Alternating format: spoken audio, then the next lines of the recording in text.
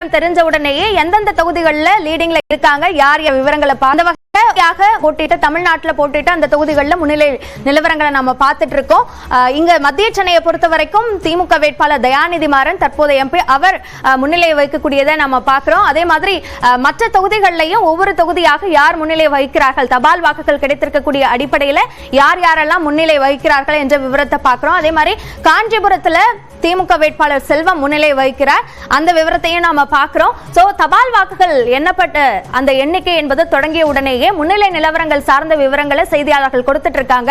So அங்க நோய்டால அந்த இருக்கும். சோ அதுல தூத்துக்குடியில கனிமொழி முன்னிலை வகிக்கிறாங்க அப்படின்ற விவரங்களை தபால் வாக்குகள் எண்ணப்பட்டிருக்கு காத்துட்டு இருக்கோம். சோ ஒட்டுமொத்தமாக 3 பேர் போட்டியிடக்கூடிய இந்த இடத்துல இதுவரைக்கும் முன்னிலை நிலவரம் வந்து சசிகாந்த் செந்திலுக்கு திருவள்ளூர் தொகுதியில கிடைச்சிருக்கு அப்படின்றத நம்ம பார்க்கிறோம்.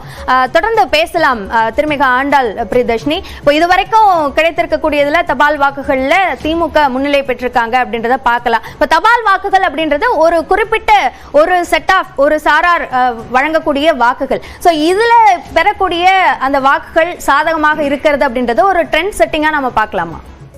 நிச்சயமா இது தமிழ்நாட்டை பொறுத்த போதும் மண் பெரியார் மண் என்பதில் எந்த விதமான மாற்று கருத்தும் இல்லை.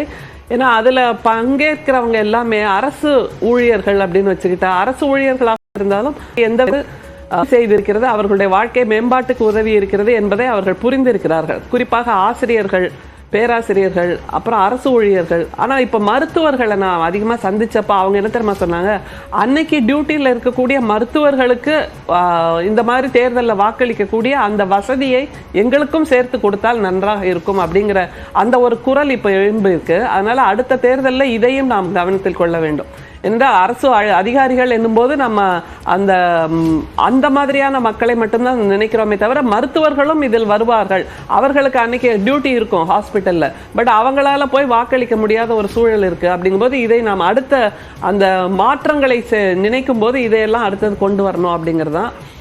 இந்த மாதிரியான ரிசல்ட் இப்ப வந்துட்டு இருக்குல்ல, இதுல நான் குறிப்பா ஒன்னு சொல்ல விரும்புறேன். The nation wants to know அப்படின்னு ஒருத்தர் ஊடகவியலாளர் கத்துவார் தெரியுமா, அவர் நேத்து ஒரு புதிய புரளியை கிளப்பி விட்டார். என்ன இருந்து அவர் ஒரு டிராமா பண்ணிட்டு இருக்கார். என்னன்னா வெளிநாட்டு சக்திகள் இந்தியாவின் இந்த தேர்தலை இது ஒரு புதிய கதையை உருவாக்கி இருக்காங்க. ஊடகவியலாளர் பத்தி நம்ம இங்க ரொம்ப பேச வேண்டாம்.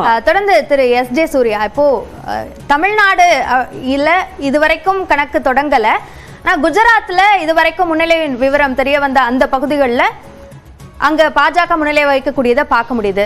சோ இப்ப வரைக்கும் கிடைச்சிருக்கக்கூடிய ட்ரெண்ட் அடிப்படையில மட்டும் நாம பேசிக்கிட்டாலும் கூட தென் மாநிலங்கள்ல பாஜகவோட கணக்கு தொடக்கம் என்பது சாத்தியம் நம்புறீங்களா? அப்போ கர்நாடகாவில் இப்போ இதில் பார்க்கும்போது 10 இடங்களில் 10மே லீடிங்னு வந்தது.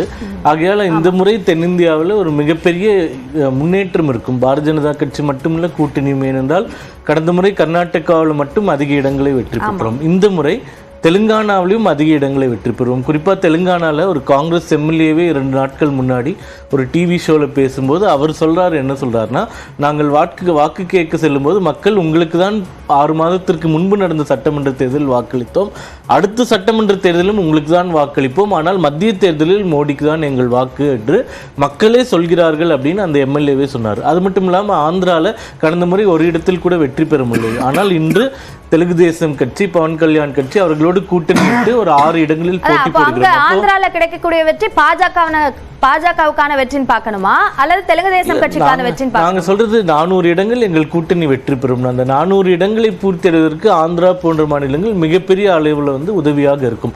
இப்போ கடந்த முறை ஆந்திராவிலே ஒரு இடம் கூட வெல்ல முடியாத நிலையில இன்று 6 இடங்களில் போட்டி போடுறோம். எம்பி தேர்தலில் குறைந்தபட்சம் 4 இடங்களில் வெற்றி பெற்றா கூட அது தென்னிந்தியாவில் ஒரு மிகப்பெரிய அடித்தளமா எங்களுக்கு இருக்கும். இல்ல இது ஒரு மிகப்பெரிய அடித்தளம்னு சொல்றீங்க, ஆனா ஒட்டுமொத்த பாஜகவோட காய்ப்பு இருக்கீங்க. முடிவு வர ஆரம்பிச்சிருச்சு. நாங்கள் மீண்டும் எங்க தலைவரும் சொன்னதிலிருந்து வாக்கு ஏனென்றால் இப்போ பெரிய கட்சியிலிருந்து கூட்டணியிலிருந்து தனியாக வந்து நிற்கிறதுக்கே ஒரு அசாத்திய தைரியம் வேண்டும். காங்கிரஸ் போன்ற கட்சிகள்லாம் 2 கட்சிகளில் சவாரி செஞ்சுட்டே கடந்த 30-40 ஆண்டுகள் தமிழகத்தில் அரசியல் செய்கிறாங்க. பட் அதையெல்லாம் மீறி ஒரு 3வது பெரிய சக்தியாக ஆட்சியை பிடிக்க வேண்டும் என்ற எண்ணத்தோட பாரதிய ஜனதா கட்சி வந்து இப்போது வந்து அந்த நிலையில் இருக்கிறதுனால தனியாக போட்டி போடுற ஒரு முயற்சி எடுத்திருக்கோம்.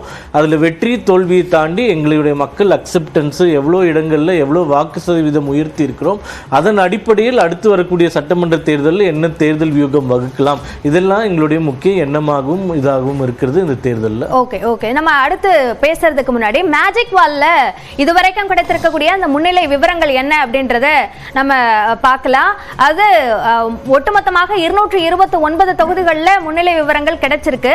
அதுல இந்தியா, அதாவது என்டிஏ கூட்டணி 159 தொகுதிகளில் முன்னிலை வகிக்கிறதாவும், இந்தியா கூட்டணி 62 தொகுதிகளில் முன்னிலை வகிக்கிறதாவும், மற்றவர்கள் 8 தொகுதிகளில் முன்னிலை வகிக்கிறாங்க அப்படின்ற விவரம் இதுவரைக்கும் நமக்கு கிடைக்கப்பட்டிருக்கு. அடுத்ததாக மாநில வாரியாக விவரங்களை நம்ம வரைகலை மூலமா பார்க்கிறோம். இதுல பீகார் மாநிலத்தில் 9 தொகுதிகளில் பாஜக முன்னிலை வகிக்கிறாங்க. ஆர்ஜேடி தலைமையிலான அந்த கூட்டணி, அதுல தான் காங்கிரஸ் இருக்காங்க, அவங்க 2 தொகுதிகளில் முன்னிலை வகிக்கக்கூடியதை பார்க்கிறோம்.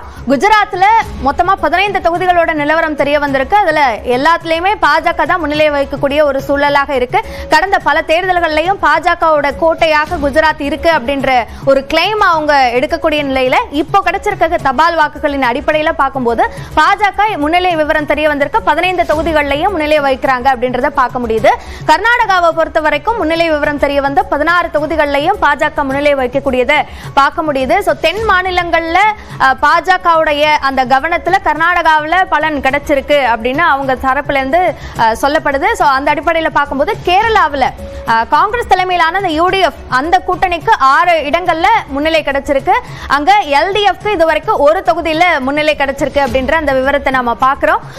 முக்கியமாக ஒவ்வொரு மாநிலத்திலையும் எவ்வளவு இடங்கள்ல முன்னிலை வகிக்கிறாங்க அப்படின்றது தபால் வாக்குகள் எண்ணப்பட்டு அங்க இருக்கக்கூடிய செய்தியாளர்கள் கொடுத்த தகவலின் அடிப்படையில் முன்னிலை விவரத்தை பார்க்கிறோம்.